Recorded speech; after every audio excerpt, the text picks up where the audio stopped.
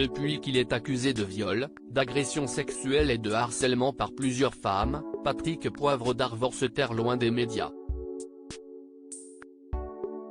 Les faits qui lui sont reprochés auraient eu lieu pour la plupart dans son bureau de TF1, à l'époque où il présentait le JT.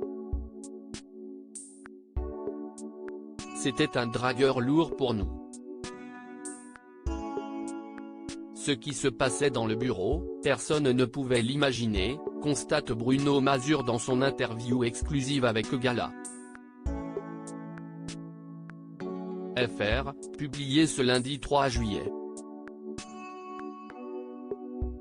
Si son ancien collègue de la Une ne s'avance pas davantage au sujet de son comportement avec les jeunes femmes, l'ancien présentateur de TF1 n'hésite pas à dénoncer une crasse que son confrère lui a faite au début des années 1990.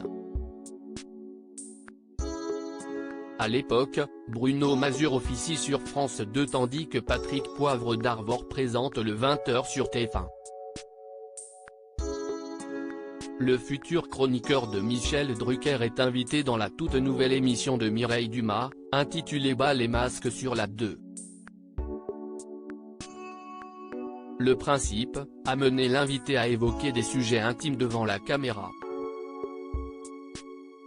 L'animatrice arrive à ses fins avec Bruno Mazur, lui arrachant la vérité sur son orientation sexuelle. « J'ai toujours été bisexuel et ça n'a jamais posé problème à mes partenaires et mes proches », avoue-t-il. Elle m'avait bien baisé. Elle savait ce qu'elle faisait. C'était un piège dès le départ, s'énerve-t-il encore aujourd'hui. Et de dénoncer le sale coup de son collègue, d'ailleurs, PDA n'avait pas été sympa du tout non plus. À la fin de son JT, il avait fait de la pub pour l'émission en sachant très bien ce qu'il y avait dedans.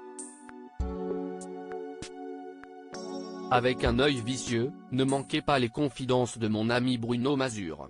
Supérieur à Léa Salamé, Pascal Praud, Anne-Sophie Lapix.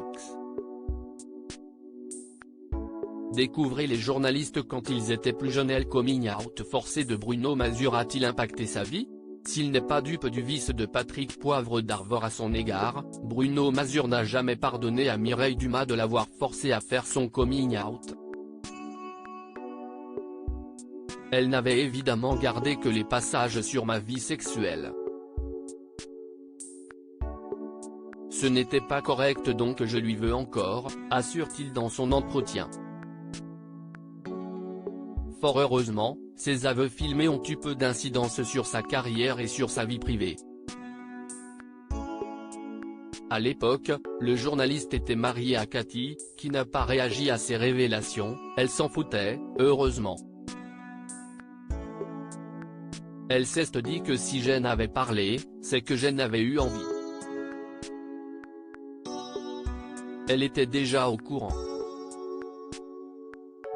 Côté vie professionnelle, son coming out n'a pas non plus fait de remous. Mon patron, Patrick Lelay, était catholique pratiquant, poursuit Bruno Mazur auprès de Gala. FR. Mais je m'entendais bien avec lui car il était très franc. Ce qui l'intéressait, c'était que je continue à faire de bonnes audiences. Et de conclure, finalement, il n'y a pas eu beaucoup de réactions. J'ai reçu plutôt des lettres de jeunes qui vivaient à la campagne et me remerciaient d'avoir parlé, car c'était très caché à l'époque. Crédit photo, Tiziano da Silva, Cyril Moreau.